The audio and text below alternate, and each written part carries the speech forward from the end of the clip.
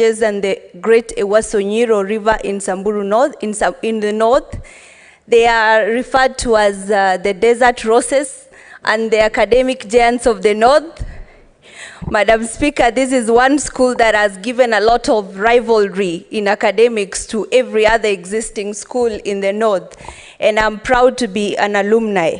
Madam Speaker, like their motto suggests, or that it's a tradition of excellence, being one of the oldest schools in the north and the most prestigious school in the arid Samburu, in the arid side of Samburu.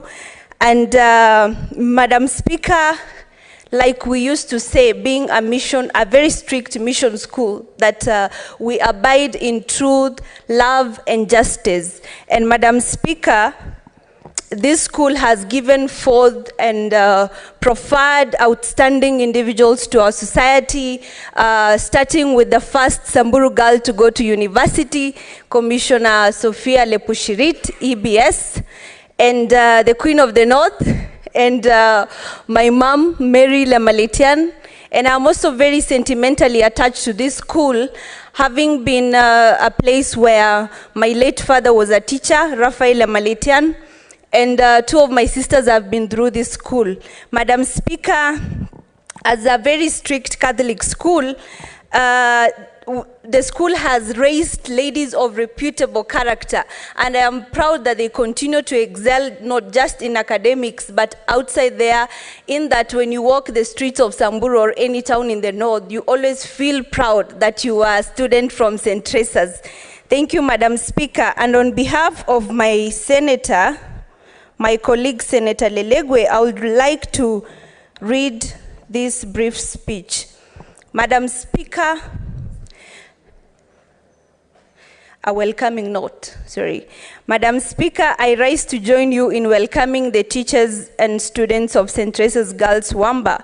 Madam Speaker, in a world where gender equality continues to be a pressing issue, St. Teresa's Girls stands as a shining example of hope for our girls in Samburu. Their consistent excellence academic performance has demonstrated that girls possess equal potential and are capable of leading in all aspects of life.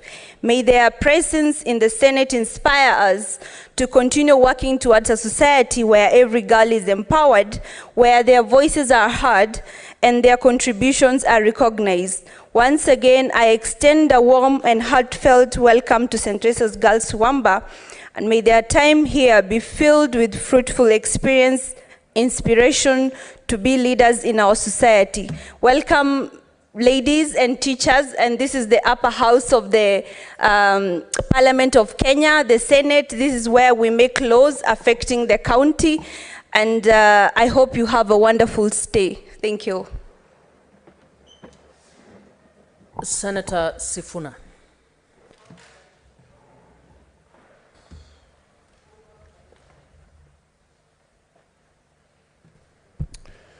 Madam Speaker, indeed, I want to join my colleagues to support the motion that is before the House this afternoon. 25 years is a very long time for people to wait for justice. I am sure that many of the victims of the bomb blast in August 7th, 1998, have lost hope, Madam Speaker. When this thing happened, I was 16 years old. And Madam Speaker, you can imagine that from that time, we have had a lot of efforts being directed towards getting justice for the victims of the August 7th bombing. But nothing has happened up to date. It is something of a national shame that we have not been able to do anything to pursue justice for these hapless victims.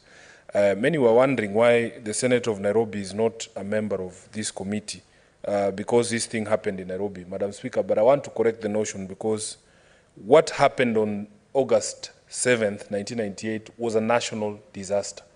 Actually, it has international proportions, because we lost people from all walks of life. We lost people from all regions in the country. Even international victims were part of the people who lost their lives there. And for the survivors to have seen the area cleaned up, we opened up a memorial park, people have moved on with their lives. You can imagine people who are 16-year-olds like myself are now in our 40s and we are here on the Senate. I think this committee must do justice finally for the people who actually were affected in this particular tragedy. Madam Speaker, we have seen compensation for other nationals from the US government. It is only fair because I think there is no greater life to another. I don't think that a citizen of the US has greater value in terms of the humanity of them